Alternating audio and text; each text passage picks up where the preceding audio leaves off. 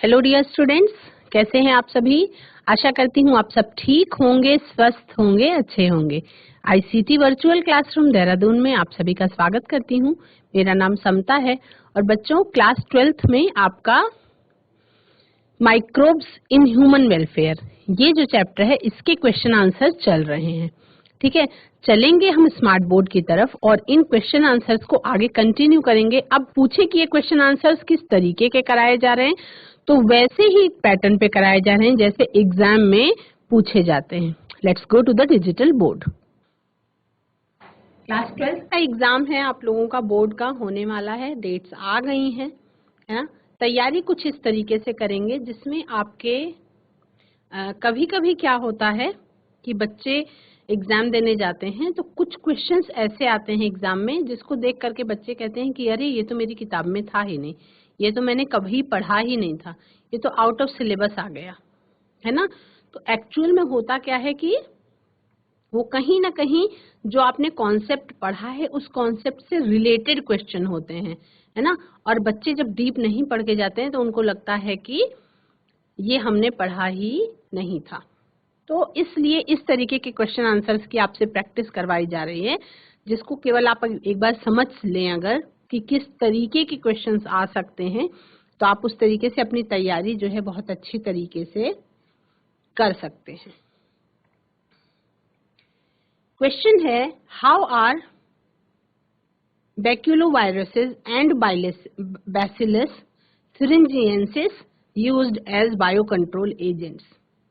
ये दो बैक्यूलोवायरस और बैसिलस ये बायो कंट्रोल एजेंट की तरह कैसे काम करते हैं उनके बारे में पूछा गया है। Why are they preferred over readily available chemical pesticides? और क्यों इनको जो आपके पास रेडी हैं मार्केट में अवेलेबल पेस्टिसाइड्स हैं केमिकल वाले, उनकी जगह पे इनको प्रेफर किया जाता है बायो कंट्रोल एजेंट्स के रूप में। उसकी आपको आंसर लिखना है और उसके बारे में आपको लिखना है। आपका bacillus thuringiensis as bio control agent.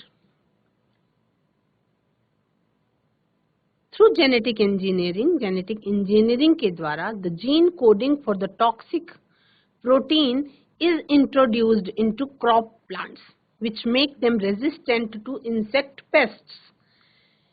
Genetic engineering के द्वारा जीन कोडिंग की प्रोसेस से टॉक्सिक प्रोटीन जो है वो क्रॉप प्लांट्स में इंट्रोड्यूस करवाया गया।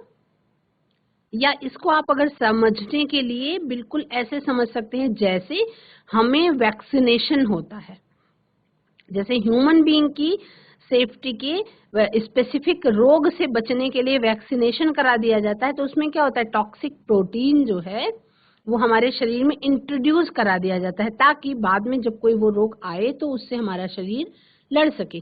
ठीक उसी तरह से जेनेटिक इंजीनियरिंग के द्वारा इस टेक्नोलॉजी का यूज करके जीन कोडिंग करके टॉक्सिक प्रोटीन जो है वो इंट्रोड्यूस कराया जाता है किसमें, क्रॉप प्लांट्स में, फसलों में, which make them resistant to insect pests।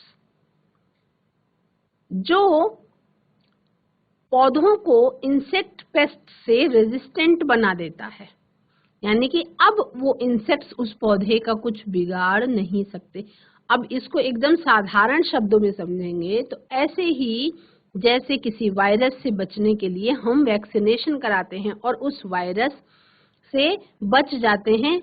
बचने का सेंस ये है कि वो आपके शरीर में घुस तो सकता है लेकिन उतना ज्यादा खतरनाक प्रभाव नहीं दिखा सकता जितना वो आपके बिना वैक्सीनेशन के दिखा सकता था, यानी कि उसकी ताकत आपके शरीर में कम हो जाती है। उसी तरह से जेनेटिक इंजीनियरिंग और जेनेटिक कोडिंग करके टॉक्सिक प्रोटीन्स को इंट्रोड्यूस कराया गया क्रॉप प्लांट्स के साथ, जिससे वो पौधे इंसेक्ट पेस्ट से रेजिस्टेंट हो गए।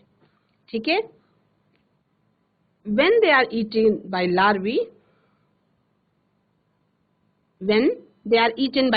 the toxin becomes active in the gut of larvae and kills the larvae। और ये पत्ते जब लार्वी के द्वारा खाए जाते हैं, हम क्यों उसको रेजिस्टेंट बना रहे हैं, क्योंकि जब वो पत्ते खा लेते हैं तो द टॉक्सिन बिकम्स एक्टिव, वो टॉक्सिन जो है वो एक्टिव हो जाता है कहाँ पे, in the gut of larvae, larvae के डाइजेस्टिव सिस्टम में, एंड किल्स द लार्वी, और लार्वी को मार देता है। तो ये प्रोसेस होती है जिससे ऑटोमेटिक पेस्ट कंट्रोल हो जाता है। दे आर अवेलेबल इन सैशेज एज ड्राइड स्पोर्स, ये सैशे में अवेलेबल हैं ड्राइड स्पोर्स के रूप में, which have to be mixed with water and sprayed onto vulnerable plants। ये सैशे में अवेलेबल हैं ड्राइड स्पोर्स के रूप में, जिसको पानी में मिक्स करके स्प्रे कर दिया जाता है पौधों के ऊपर। ठीक है। बैक्यूलो वायरस, ये क्या है, जिसका दूसरा नाम न्यूक्लियो पॉलीहेड्रोवायरस भी है। बैक्यूलो वायरस का दूसरा नाम न्यूक्लियो पॉलीहेड्रोवायरस भी है, और ये बायोलॉजिकल एजेंट के रूप में किस तरह से काम करता है। These are excellent candidates for species specific narrow spectrum insecticidal application। शब्दों को समझने की जरूरत है, घबराने की जरूरत नहीं है। ये कुछ बैक्यूलो वायरसेस जो होते हैं ये बायो कंट्रोल एजेंट के रूप में बहुत स्पीसीज स्पेसिफिक होते हैं, और ये नैरो स्पेक्ट्रम इंसेक्टिसाइडल एप्लीकेशन में काम आते हैं। They show no negative impact on plants, ये पौधे पर कोई भी नकारात्मक प्रभाव नहीं दिखाते हैं। मैमल्स, बर्ड्स, फिश और इवन नॉन टारगेट इंसेक्ट्स, ये नॉन टारगेट इंसेक्ट्स पे कोई भी प्रभाव नहीं दिखाते हैं, यानी कि कोई भी नेगेटिव इफेक्ट नहीं दिखाते हैं। और these are especially desirable when beneficial insects are being conserved to aid in an overall integrated pest management program। ठीक है।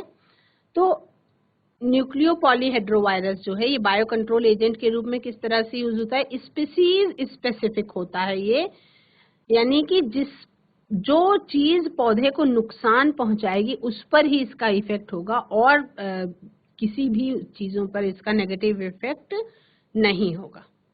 Next question, draw a labelled sketch of a typical biogas plant. Biogas plant एक sketch बनाने को बताया गया है, यानी कि आपको सचित्र वर्णन करने को बोला गया है, तो जिसमें केवल चित्र बनाने को इस क्वेश्चन में बोला गया है।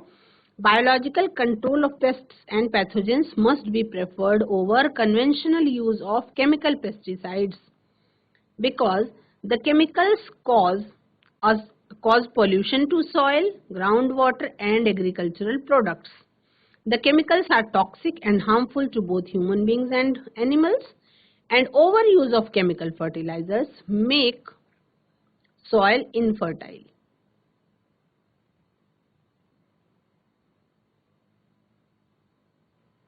Kills harmful as well as useful organisms indiscriminately।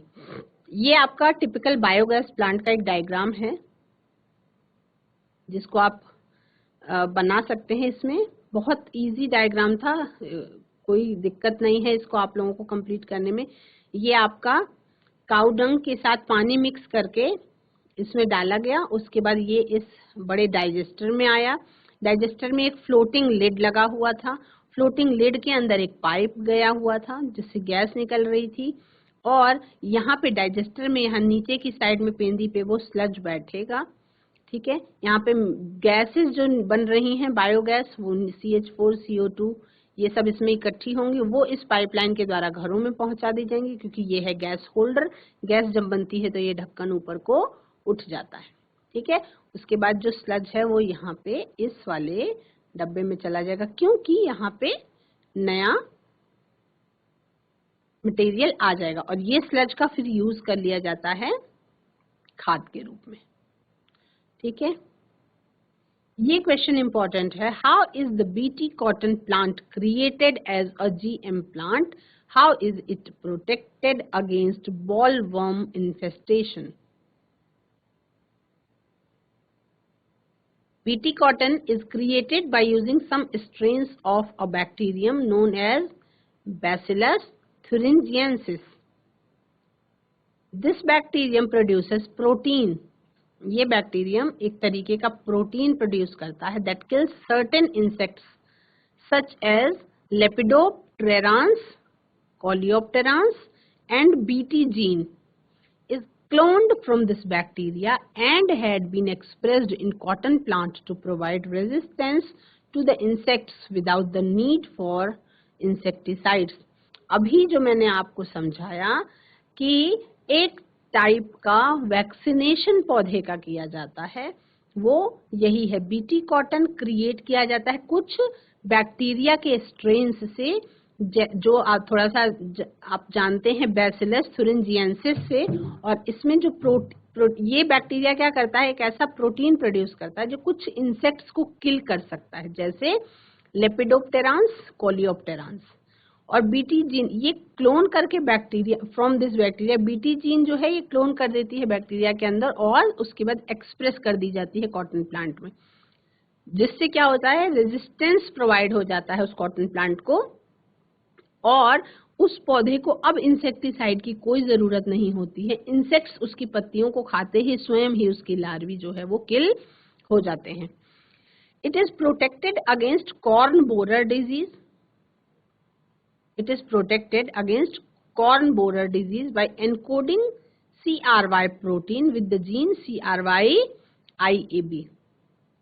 These genes produces, ये क्या निकालते हैं, BT toxins which are released in the gut of insects, जो insects के gut में रिलीज की जाती है, who feed upon them, जो उस पौधे को खा रहे थे, thus killing them and protecting the plants from the pests.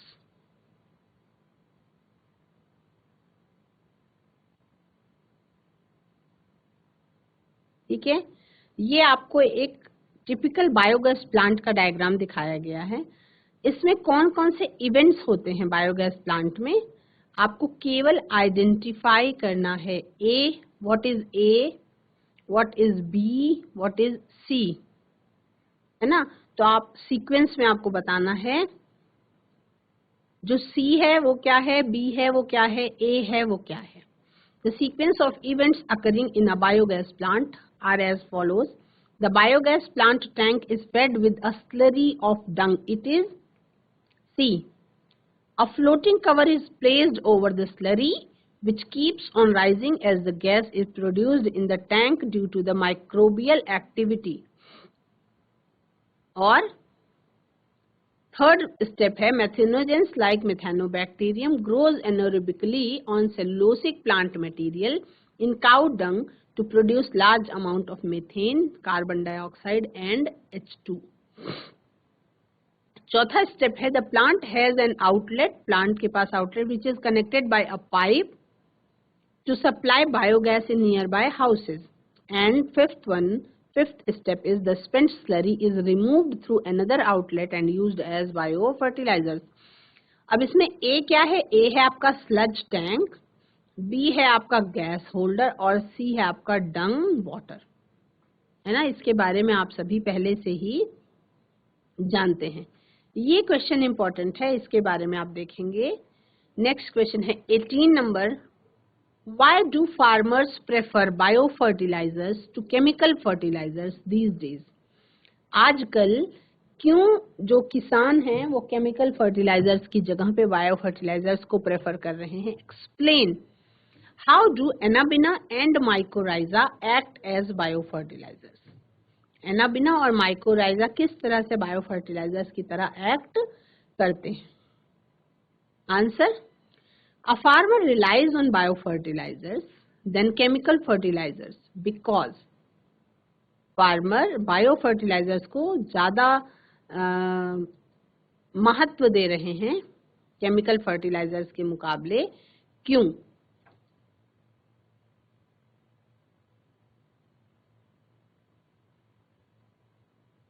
Bio fertilisers को केमिकल फर्टिलाइजर्स की जगह पे ज़्यादा महत्व दिया जा रहा है। क्यों दिया जा रहा है?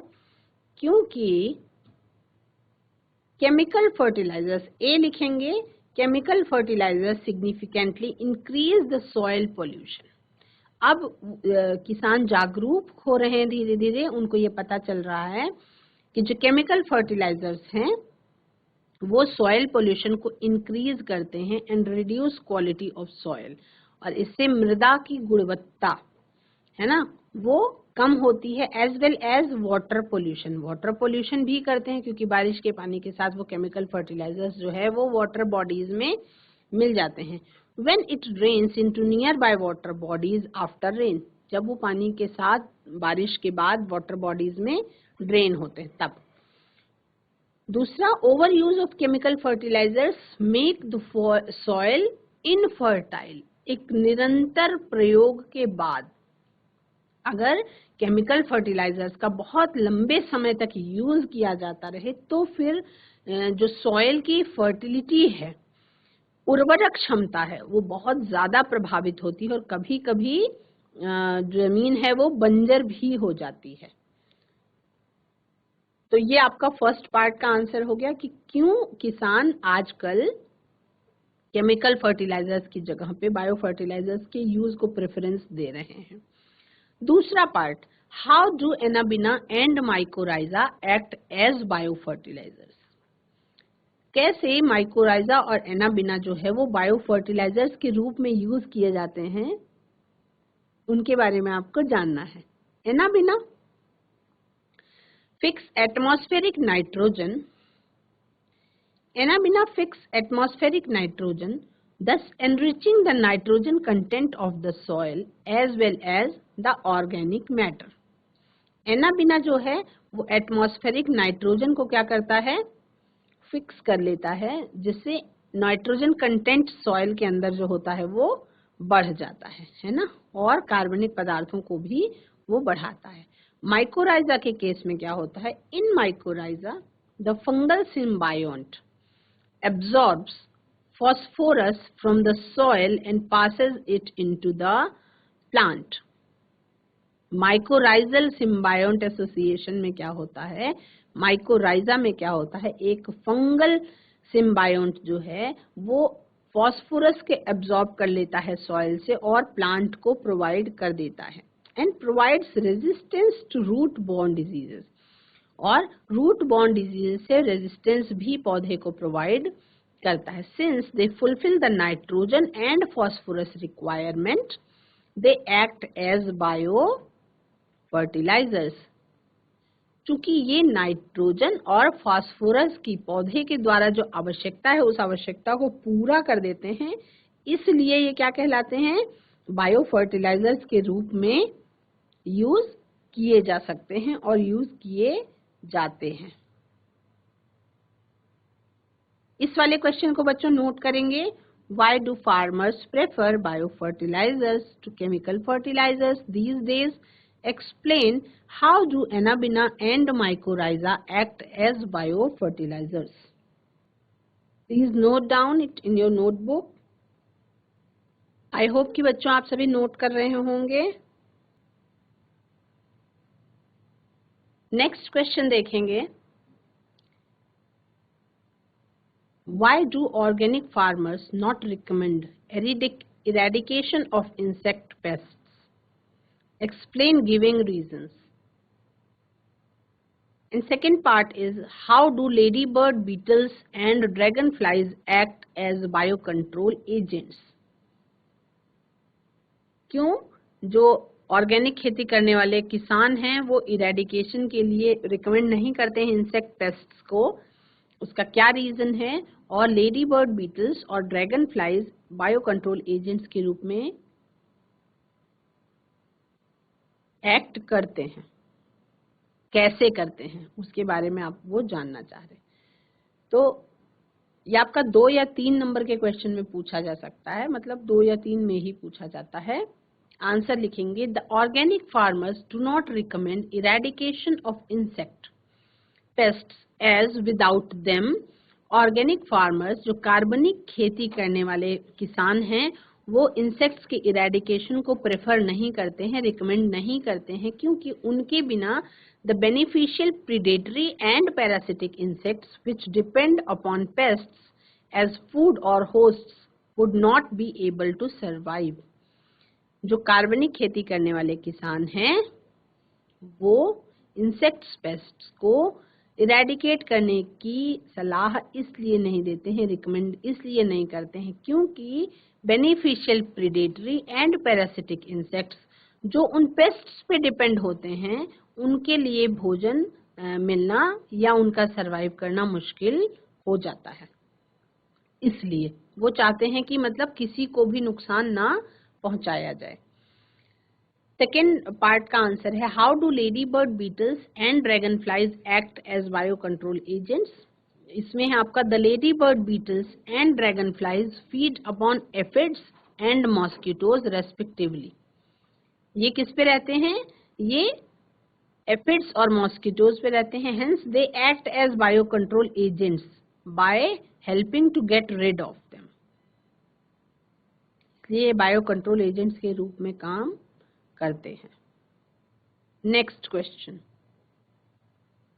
Name the genus to which baculoviruses belong, describe their role in the integrated pest management programme. Baculoviruses belongs to the genus nucleopolyhedrovirus. Baculoviruses किस जीनस से बिलोंग करते हैं? वो है आपका न्यूक्लियोपॉलीहेड्रोवायरस। किससे बिलोंग करते हैं? न्यूक्लियोपॉलीहेड्रोवायरस से बिलोंग करते हैं। अब कहीं पे अगर बैक्यूलोवायरसेस लिख के आ रहा है तो उसका मतलब सीधा न्यूक्लियोपॉलीहेड्रोवायरसेस ही होगा। ये बायो कंट्रोल एजेंट के रूप में कैसे काम करते हैं? These are excellent candidates for species specific narrow spectrum insecticidal application।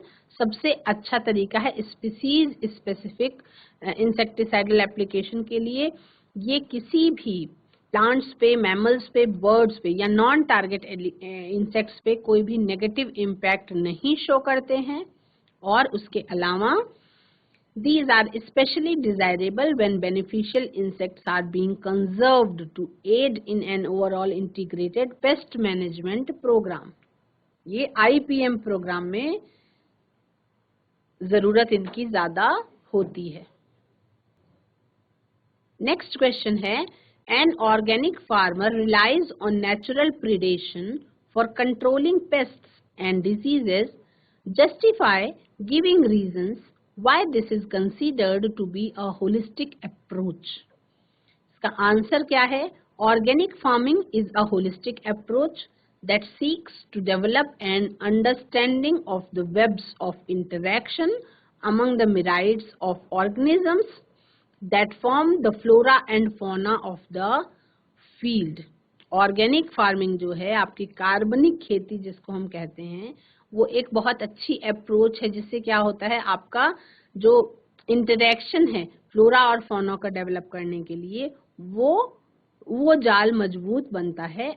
N organic farmer works to create a system. एक ऑर्गेनिक किसान जो है, कार्बनिक खेती करने वाला किसान जो है, वो एक सिस्टम क्रिएट करता है जहां पे क्या होता है, insects are not eradicated. Insects को मारा नहीं जाता है but kept at manageable level by a complex system of checks and balance within a living and vibrant ecosystem।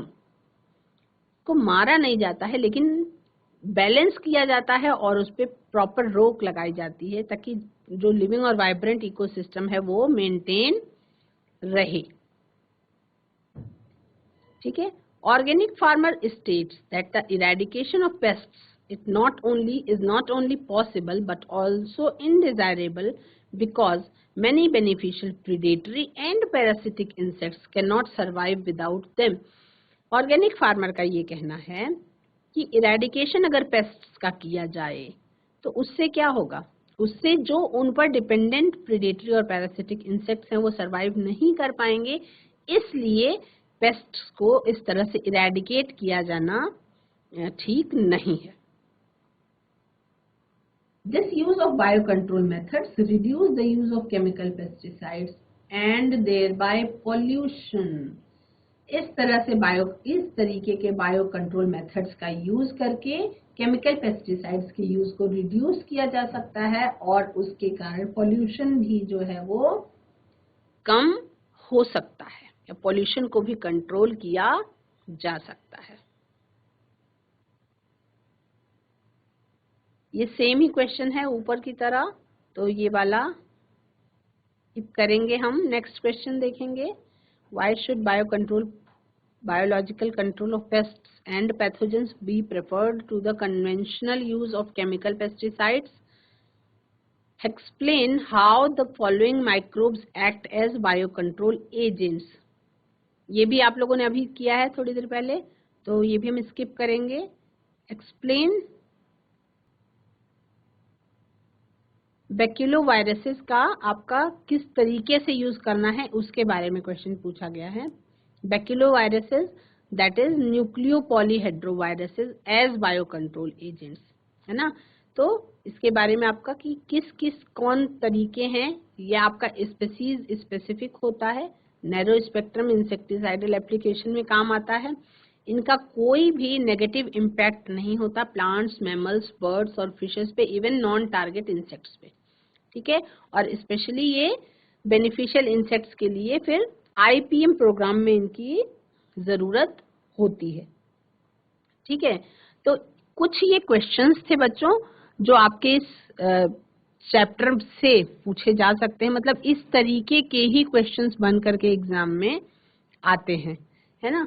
तो इसमें आप लोगों ने क्या क्या पढ़ा, आप लोगों ने इस चैप्टर में क्या क्या पढ़ा, आप लोगों ने देखा कि microbes in human welfare, microbes in human welfare, उसमें आपको माइक्रोब्स का आपने हैबिटेट देखा और कहाँ रहते हैं, कहाँ पाए जाते हैं वो देखा। आपने देखा कि चार जो आपका 5 किंगडम क्लासिफिकेशन है, मोनेरा, प्रोटिस्टा, फंगी, प्लांटी और एनिमेलिया, उसमें से माइक्रोस्कोपिक ऑर्गेनिजम्स जो है वो केवल 2 में पाए जाते हैं, वो आपका मोनेरा और प्रोटिस्टा, ठीक है। माइक्रोब्स हर जगह पे पाए जाते हैं, यानी कि आप एक लाइन में कह सकते हैं कि जहां तक आपकी कल्पना जाती है वहां तक, जहां तक आपकी सोच जाती है वहां सब जगह माइक्रोब्स पाए जाते हैं। अब इसमें स्पेसिफिक अलग अलग माइक्रोब्स के नाम आपको याद होने जरूरी हैं, उनसे क्या प्रोडक्ट बनता है जो आपका मानव कल्याण में जरूरी है या हेल्प कर रहा है, उनके नाम। जैसे स्विस चीज में मोटे मोटे होल्स क्यों पाए जाते हैं, वो रीजन। आपका जो अलग अलग चीज बनती है, रॉकफोर्ट चीज जो है वो किस स्पेसिफिक फंगी की ग्रोथ द्वारा तैयार की जाती है, वो ये सारा आपको मैंने करा दिया है। इसको आपको नोट्स को इकट्ठा रखना है और एग्जाम के टाइम पे एक बार पन्ना पलटने से आपका क्या होगा, रिवीजन हो जाएगा। एंटीबायोटिक्स के स्पेसिफिक नाम जो हैं वो आपको बता दिए हैं मैंने, है ना, उसको आपको रिवीजन करना होगा एग्जाम के टाइम में। और किस किस ईयर में चेन फ्लोरे और फ्लेमिंग को नोबेल प्राइज मिला था वो आपको जरूर लिखना है। फिर उसके बाद आपका माइक्रोब्स इन सीवेज ट्रीटमेंट भी कंप्लीट करना है, जिसमें आपका सीवेज ट्रीटमेंट प्लांट में कौन से 2 चरणों में वो कंप्लीट होता है वो आपको लिखना है, ठीक है। Microbes in production of gas, biogas, इसको लिखना है। मिथेनोबैक्टीरियम के बारे में टिप्पणी आ सकती है, उसको लिखना है। बायो कंट्रोल एजेंट्स के बारे में लिखना है ना, आपका किस तरह से ये यूज होते हैं उनके बारे में लिखना है। उसके बाद ये कंप्लीट हो जाता है आपका चैप्टर। और उसके बाद इसमें केवल जो स्पेसिफिक नाम है, कौन सी ऑर्गेनिज्म से ग्रो कर रहे हैं, उससे आपका क्या मिल रहा है और क्या उसका यूज है, ये चारों चीजें कई बार रिवाइज कर देने से आपका ये चैप्टर जो है वो अच्छी तरह से कंप्लीट हो जाता है।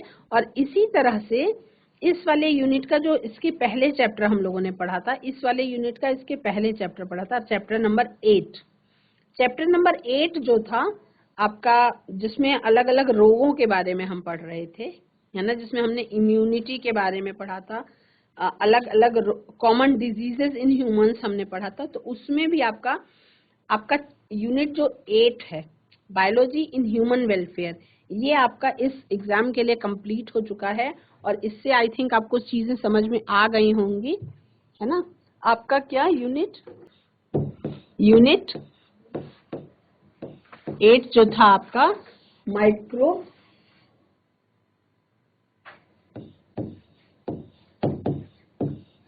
Biology in human welfare.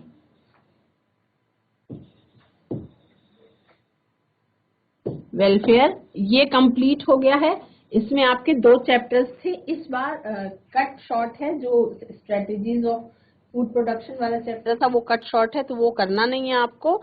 ये दोनों चैप्टर कंप्लीट हो गए हैं। इसमें क्या करना है, कुछ ह्यूमन डिजीजेस के बारे में आपको